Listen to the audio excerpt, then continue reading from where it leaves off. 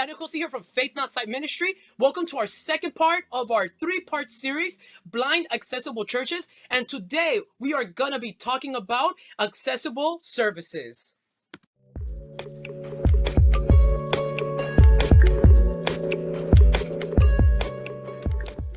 Before we get started, guys, I just want to remind you to assure the excellence and the success of this channel. Please make sure to subscribe, like, share, notification bell, all the deal. And please, if you're watching and you haven't subscribed, make sure you subscribe so that you can continue our series and for even more new things to come. So remember, three-part series, and our next video will be accessible growth, okay? Accessible growth. So part number one, the altar. I just want to re-emphasize from part number one that we did earlier. Remember, ask before you act. So in point number one for this, altar, okay? So altar, what does this mean? Well, the altar of the church is a very important place of the church, right? That's where everything mostly happens, where people go and pray, even though you can pray anywhere, right? But people go pray there, people go worship there, people go on stage there, people go behind the pulpit there. A lot of things happen there. But there's a thing that you have to remember. Blind people don't know where the altar automatically is. I've been to churches where I'll be sitting somewhere, but the altar will be in a whole different position from the room where it's not exactly in the middle. Or the pulpit will be not dead center. It will be somewhere else in the room. So you have to remember, okay, how can I orient this person? Let's say I'm sitting on the far right and the pulpit is on the far left. You have to let me know, like, come up to me and ask, right? Just say, hey, excuse me, would you like me to orient you to where the pulpit is or where the center of the stage is, right? That's a very important part. Another thing is, what if I want to go forward and worship, but I don't know where the altar is? You might want to orient me there. You might want to say, hey, Danny, would you mind if I show you how to get to the center of the stage or the center of the altar? But make sure that you don't put me right in front of speakers, because that could disorient me a lot. Make sure you put somebody blind or visually impaired somewhere where you know that would be accommodating to where they stand. For example, you can put them on the edge of the altar where the stage is, so they can orient themselves and they're not suddenly looking back at the people, at the crowd while they're worshiping. You want to make sure that they're always looking forward, right? Even during prayer, you want to make sure they're always looking forward. And the best way to do that is to orient them as to where the altar is actually at.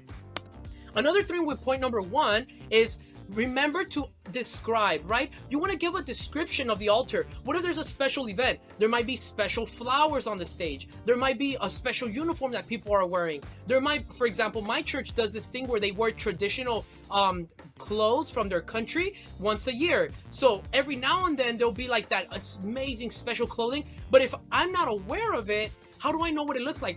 How about the colors? What if everybody's wearing a specific color? Or what if there's a drama, right? Or like some kind of like a theater performance going on? I want to know what they're wearing. I want to know their emotions. Or what if the pastor puts his microphone down and he's doing something emotional according to the message? Maybe it's a facial expression. Maybe it's a gesture. Maybe it's something specific. You want to make sure that people know what's going on the stage. Any decoration, anything that has to do with maybe a holiday, maybe a special event at your church, anything like that. Or even a wedding. You know, there's weddings at churches all the time with the altar being organized and decorated. You want to take time with a person. But remember, ask before you act. Don't just come up to a person and say, hey, you know what? The stage looks like this and blah, blah. No. Say, hey, excuse me, would you like me to describe the altar for you? There are special decorations up that is not usually there. Would you like me to describe that? If they say no, okay, no problem. No problem. Maybe next time they might need help, right? But if they say yes, okay, I'd be more than happy to help you. Number two, worship. Remember, worship is a very important part of a church service, right? So, as I said earlier, you want to let people know where the altar is at. But when people want to worship, you know, most people go to the front. Some people stay at their chairs, and if they want to stay, that's fine. But you always want to offer that option. Excuse me, would you like to go to the front and worship? If they say yes, okay. Remember, you want to make sure there's someone next to this person at all times. You don't have to be super close to them, like shoulder to shoulder, but you just want to be close enough so that if you can tell that they're probably going to like fall or tip over or be disoriented, especially if it's their first time going forward, you just want to be there to give them a hand, right? You also want to make sure that they have something to hold on to that's about waist high for them, because everybody's different, right? Everybody has a different height, but at least waist high would be good enough. That way, anywhere from waist high up, okay? That way they have something that they can orient themselves and they know, okay, this is a stage and I can look this way, right? Look in front of me or look to this direction. Again, not close to speakers, not too close to a crowd, because when you're close to a crowd, it's easier to get disoriented, okay? And you also want to make sure that that person is comfortable, right? And that person has an easy access in and an easy access out. Okay, I would usually say maybe somewhere in the front where you can be easily pulled out towards the front, or maybe somewhere on the edges. That would be pretty good. Unless they otherwise want to go in a different direction, then that's totally fine as well. Also in worship, you want to make sure it's accessible. So lyrics. Remember last time in part number 1, if you guys haven't watched that, we spoke about this audio described lyrics. So if you want to know more about that, make sure you check out video number 1 in our series, right? And also you want to make sure that people are oriented in terms of what's going on the stage. Is there a specific thing that's going on during worship? Is everybody on their knees? You might want to help them out. Is everybody standing up? You might want to help them out, because we cannot see. So I don't know if everybody's on their knees. I don't know if everybody's standing. They might have asked, but I was so in the spirit, I may have not noticed when they asked. Point number 3, the offering or tithing. This is a very important part of church services. When we give our offerings and our tithes, we want to make sure that people are able to give freely, joyfully, right? But sometimes blind people have to give different ways. But one of the best ways that I've seen to have at least helped me a lot is give me an envelope, or give a blind person an envelope before service starts. That way they can put their offering, they can fill it out with assistance, maybe from an usher. They can fill it out, because usually it has a form where you can fill out on the actual envelope. And then when the usher passes by, you can put, whether it's on a platter or in that little bag or whatever it might be, or sometimes there's boxes in front of the church where you can insert them right there. You know, there's different ways of doing it, but definitely, you just want to ask a person, maybe if it's their first time coming, don't ask them right away, well, you need an envelope for your offering. Like, that can kind of come off very negative.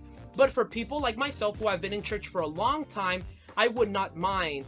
But if it's a person for it's the first time, you might want to go up to them and be like, excuse me, we're about to collect the offering. Would you like an envelope, or would you like me to assist you in filling out an envelope for your tithe or an offering?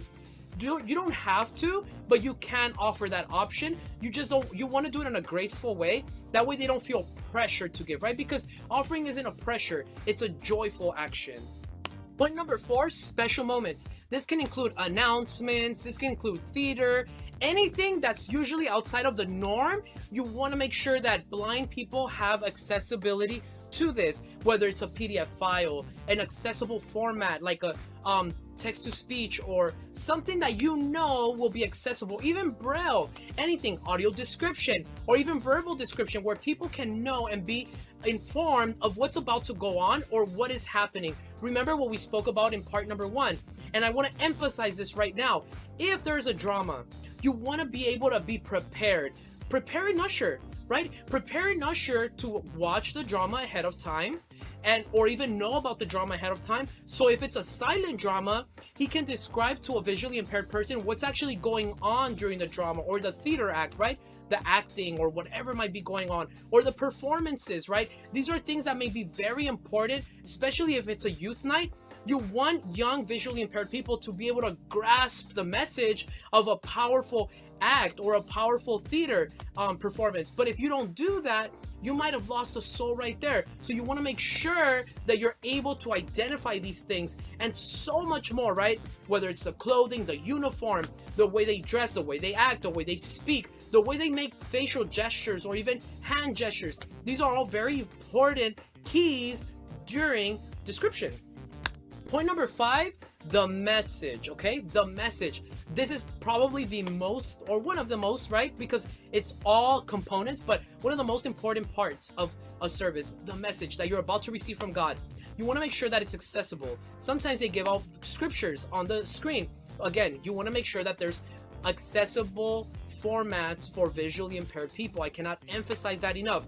Also, if the pastor is making specific movements or specific facial expressions, make sure you describe those. If there's specific things going on, or if there's a specific way of going about the message. For example, one time a pastor had 3 specific stones and they were wrapped with paper, and each paper was labeled with a specific deadly sin, lust, I think it was like anger and depression or something like that. And he was breaking them, but all I heard was like bing, bing, bing.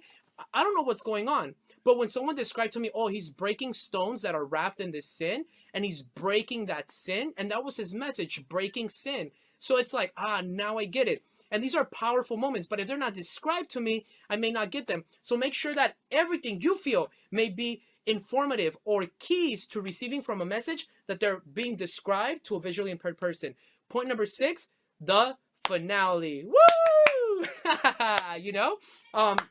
You want to make sure that if somebody wants to receive Jesus, what if a visually impaired person who does want to receive Jesus and they raise their hand, right? Or sometimes they look up and they're like, who's going to lead me to the front? Make sure that you always ask, excuse me, would you like to receive Jesus? Or excuse me, would you like to reconcile today? And if they say yes, then go for it. If they say no, then that's fine. If somebody has received Jesus in the past, and you know they probably received Jesus like last week or something, maybe don't ask the following week. Maybe wait a few weeks, right, to ask again if they would like to reconcile, because you never know, right? Especially if you know that they're faithful servants and they're really firm in their faith.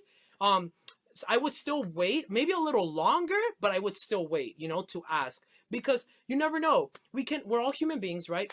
Anything can happen, and sometimes it's hard for us to go forward until somebody encourages us to reconcile, right? So remember, guys, make sure you make your churches accessible. Please share this with your pastor, share this with your youth leader, share this with your youth pastor, anybody that coordinates services at your church, so that we can have more blind accessible churches out in our nation and out in the world. More than anything, we need more blind accessible churches. And be sure to check out our part number 3 coming very soon, accessible growth in the church. This is Daniel Cosa saying, God bless you all, and may you live by faith and not by sight.